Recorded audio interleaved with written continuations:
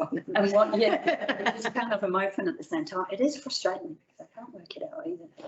I didn't realise that you said that. Yeah, but because I mean, it's different from being on a Mac laptop where you can have it all open and just. Yeah, I'm sure you can, but I think iPads aren't very good. Yeah.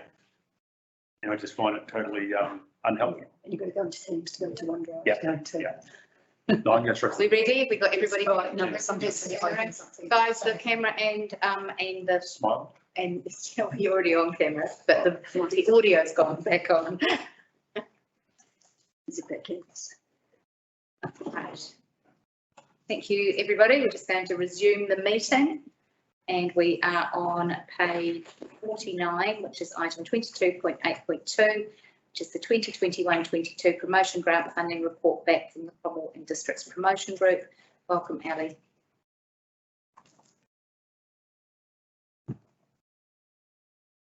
Everyone.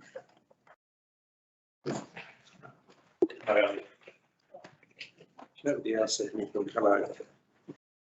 Right. So you heard from Carolyn and Marion this morning. You have before you their annual report. There, as mentioned, it covers the 12-month period. However, excluding the $15,000 that they also received in there because that's been reported on separately. But their annual report, of course, covers that full 12 months. Looking at what they were funded, they do have an underspend. The figure that I've got in the resolution is actually incorrect. Unfortunately, they were struggling to get their financials tidied up with a change of treasurer, and it took a little bit longer to come through. So this is an older figure. The new figure should be $2,238, which is neither here nor there. And other than that, the group's told you what they've achieved over the year, and I'm sure that the only decision is really if you are happy with the report back and with you. If we look at the grants policy, that funding does come back. However, that's up to the board's decision. Any discussion? Their request to keep that money rather than pay back, but it goes back and forth for them to. Yeah. The word, I mean, I'm inclined to say that we don't do that because if it's something, if they've got something specific that they want that money for, yeah, it should be included in a grant application rather than saying here's a bit extra, yeah, spend a bit more. I agree. Yeah, in terms of process and protocol, that would be appropriate to allocate what you're spending on, just so you put a bit more, be a bit looser. Yeah, yeah. And admittedly, they struggle with the COVID restrictions. Certainly the funding for the Christmas event was tagged to traffic management for a parade. However, we couldn't hold a parade, so they ran the event. So I didn't highlight that as a specific issue because they still held the event. Still have held the event. Any further discussion, questions for Ali? You've all read the report. We listened to Carolyn obviously earlier on today in her presentation. Are we happy to go with the recommendations on page 49? A, that we receive the report and accept the level of significance, and B, agree that the accountability report meets the grant policy terms and conditions and that the recorded underspend amount of $2,238 is reimbursed to the promotions cost centre to be made available at the next funding round, closing March 2023. So there's a change of amount in there. I'm trying to hear $2,238. Is that right? Yeah. Mover and a seconder. No appetite just to let them get that money for other odds and sods. Well, that was discussed just before, so. That's what I heard a view. Yeah, you've heard a view. So, and I asked, is there anyone else got any discussion? You've got some more discussion? I know, there's other than any words for that. I thought I'm not going to take a discussion if there's going to be no support for it, so I'll just shut up. Okay. So do I have a mover and a seconder? Yep. Yes, thank you, Sarah. Thanks, Mary. All in favour? The only other thing I will say is we've at the last funding application round we talked about coming back to the board and discussing with you around your priorities for that funding. Yeah. We'll need to do that hopefully earlier in the new year, as soon as we've got the event strategy sorted, so they can make the next funding application. Yes, because it's due in March, isn't it? Yeah, so we'll have to be quite on the ball. Yeah. Okay, that takes us to page 53 and item 22.8.3, which is the Cromwell financial report for the period ending 30th of September 2022. Welcome, Donna.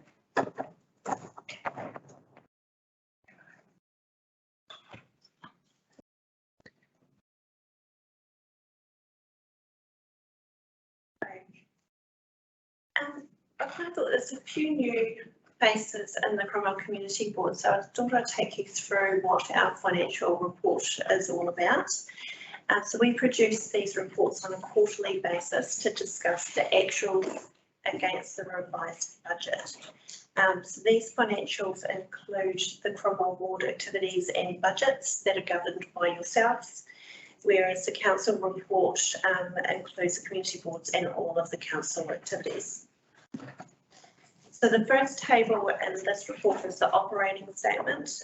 It shows where we are for the period being reported on and includes the annual plan budgets and the full year revised budgets. It is designed to ensure that the community board can see the variances against the ledger throughout the year. The actual year to date and the revised year to date financial information is used to create the variances year to date. The second table is the capital expenditure table, and this relates to the capital projects that are happening in the financial year. These are broken down into the project's main activities. There is also the reserves funds table attached to this report. This table breaks down the reserves into rating and funding groups and shows the balances for each of these funds. The financials are broken down into three sections. We have the prior year annual report totals, followed by the annual plan movements and the carry forwards and forecast movements that have been approved throughout the financial year. The adjustments are there to give the indication of the closing balances expected at the end of the financial year. So onto the financials. So today I'm presenting to you the 3 months ending at 30th of September 2022. This has a favourable operating variance of $1.3 million against the revised budget. Revenue has a favourable variance of $265,000. The main contributor here is the reserves contributions, and that's just down to the timing of subdivisions in the Cromwell Ward. Internal interest revenue is also higher than budget. So at the moment, as we have not spent as much on the Cromwell Master Plan, this has created a bit of a surplus in the Cromwell reserves, which is earning more interest than expected. Expenditure has a favourable variance of $1 million. This is predominantly due to the timing of the cost of sales of lands budget. So at this point in time, there have been no sales, therefore there are no costs of those sales. So other than that, everything else is tracking well. The other variance you might have noticed is the rates expense. This is all paid in full in July. However, the budget is split out over 12 months, so that should catch up as the year progresses. Capital expenditure has a favourable variance of $3.3 million, and the main driver again is that Cromwell Master Plan and their projects with the Cromwell Memorial Hall and the Town Centre upgrades. Are there any questions? Someone in have interest rates going up. Might pay for more. Town centre. But the cost would be twice as much as the. Yeah, then the interest. Yeah, nothing else is going. Are you happy with those? Anyone got any looks at the questions? If you've got things you want to bring up, you usually do. I'm happy as. Happy to move it. But yeah, it is what it is. Super. Seconder, Sarah, all in favour? Anyone against? Carried. Thank you. Thank you. That simple. Hopeful for the Name change first. You don't check that out, is that? You know what I mean. You know what I mean. And that takes us to the opportunity to consider an update from His Worship the Mayor. Thank you so much. This is my first report from new board, so first order of business is to congratulate you all and to congratulate Anna on her re-election as chair. It's been a couple and a half months since the last report, and it's obviously been a very busy time, but with unusual stuff like election meetings and so forth. I've been to 2 Cromwell business breakfasts in that time, found them to be positive experiences. I've been to a lot of meetings locally and in Wellington and in other places. I attended the mayoral induction meeting, which we all call Mayor's School, 2 weeks after the election, and it took a moment or two to settle into being one of the old heads in the room. Only 16 of the 67 mayors that were elected in 2016 when I was first elected still in the role. Normally in an election cycle we lose about 1/3 of the mayors either through their own choice or the public's, and this time we were just one shy of half of the mayors in the room being brand new. Challenging time for the sector, and new blood's great to have, but I feel it puts extra responsibility on the older heads such as mine. That was a large part of the reason that I allowed my nomination to go forward as the Zone 6, so that's south of the Waitaki, represented on LGNZ's National Council, which I was successful in, and I'm looking forward to our first meeting later this week. Myself, as well as Sanchia, attended the inaugural Zone 5 and 6, so that's the whole South Island, in rural and provincial sector meetings in Richmond and Wellington 2 weeks ago. The highlight of the whole thing for me was a trip to the Waimea Dam. That's Mayor Nelson scheduled for completion next year. It's great to get feet on the ground at a place such as this and to talk through with particularly Tim King, who's the Mayor of Tasman, who's had 20+ years of involvement with the Waimea Dam project. Some idea of what we face with the Falls Dam, which is obviously a bit downstream, but as a district could be an issue, and even potentially the massive Lake Onslow project that might be in front of us from there. And that's really all I've got. If anyone has any questions, happy to answer them. I can have somebody to move the mayor's report over in a seconder. Thanks, Bob. Thanks, Neil. Easy, thank you. Yes, it is. So we haven't had a great deal of time, obviously, between our last 2 meetings. I did attend the meeting of the Museum Trust last Monday evening and had an update on where they're at with the memorandum of understanding with council.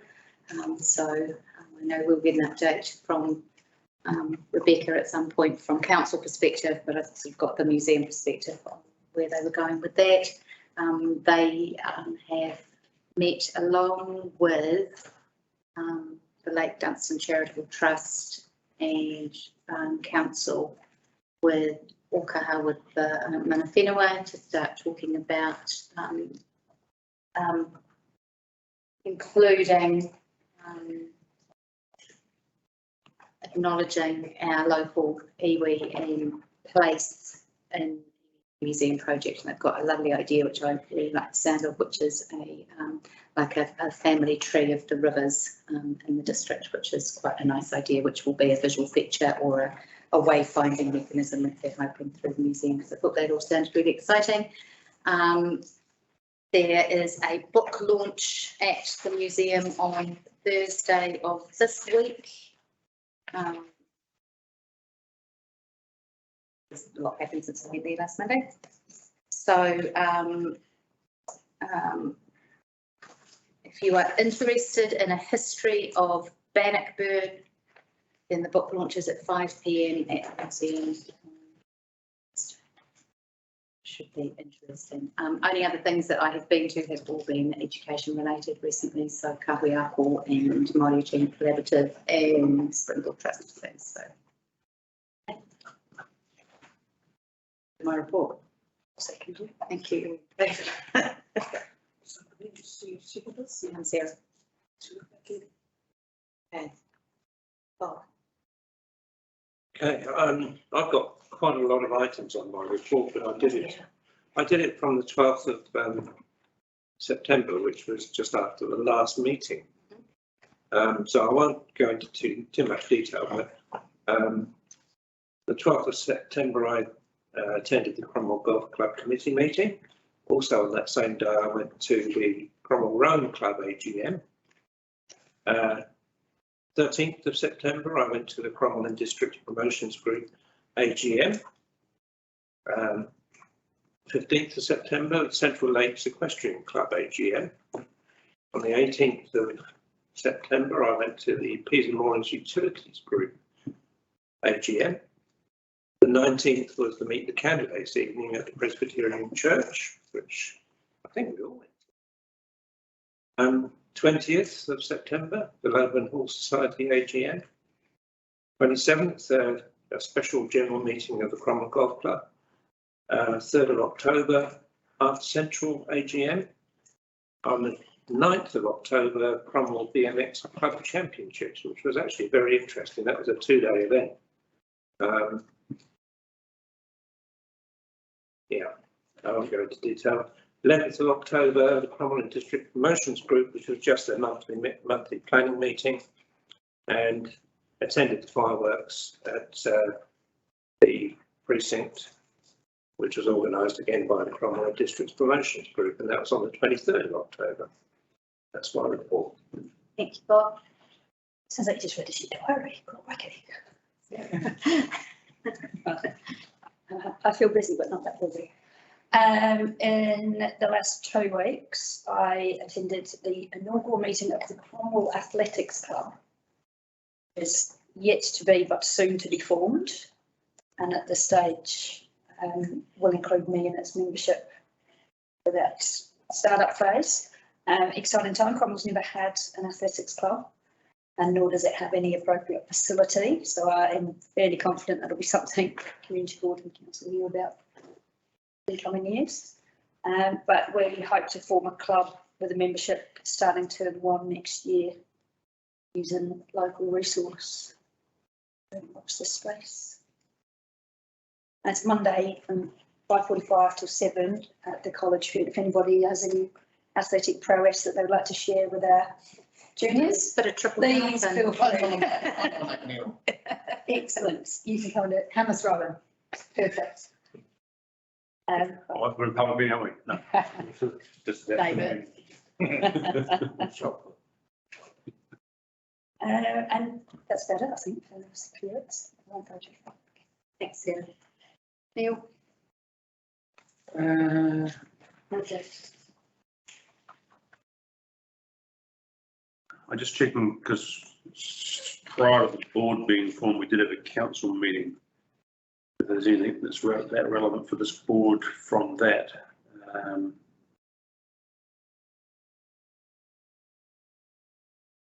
Yeah, one of the things that was picked up in that council meeting was the resident opinion survey. So every year we do a residents' opinion survey to try and give a gauge about how the community and others think we're perform or not, as the case may be. This year there was a very low return rate, only 183 people out of the normal 600, which is something to pick up on. So in terms of the results of the survey, nothing particularly earth-shattering. Pleased to know that people still don't like our water. They still don't like our gravel roads. And there's a third thing they don't like as well. The elected members. Yeah, that's right. Yeah. Was that done before the election or after? Yeah. So I guess it's one of those things that will always come up. That's the third. Was the third, yeah. The full pass? Quite a bit. Yeah.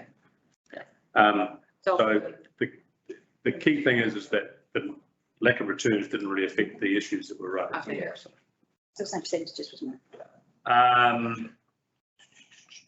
There's some work happening around land use capability to do with the new plan that requires highly productive soils, the highly productive soils MPS. So there's a bit of work to be done with that. So big issues that happens around these parts is the productivity of our soils. And unfortunately, often what happens is that someone in a central location like Wellington says this is what it should be. And when we can turn around and say, actually, you can take most of their soil, stick water on them and stuff grows. And they're no less productive than anything else. That's working through. Otherwise, the only thing I can say that I did do with my boardish hat on, probably a council hat on, and one even had a work hat on, an artist, Matthew Galloway, in Dunedin, has done this, what's he calling it? He's calling it a project. The power that flows through us, which is his look at a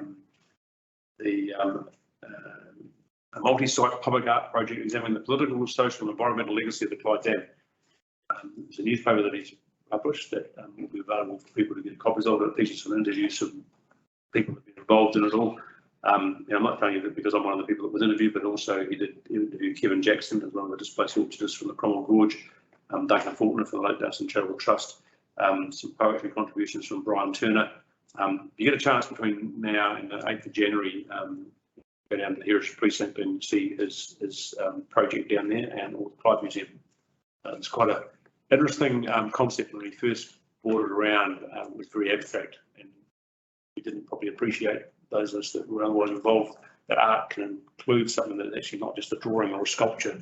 It's about a presentation as well. So yeah, it was quite ironic. So went to that old Cromwell Cookery turnout.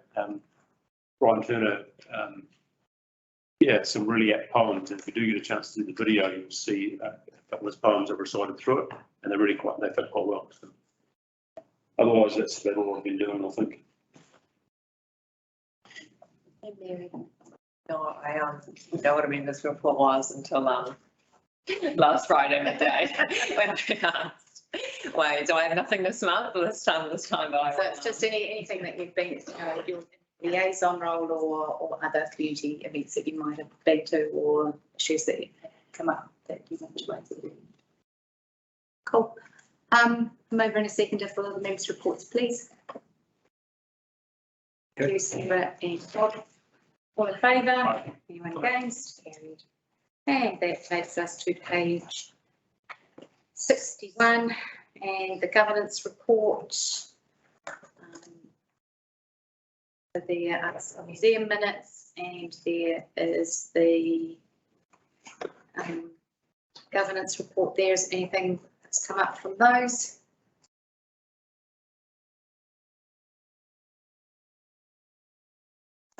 Okay, so back to the recommendation on page 61, which is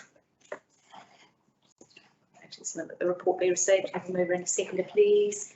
Thank you, Neil and Sarah. All in favour? Anyone against?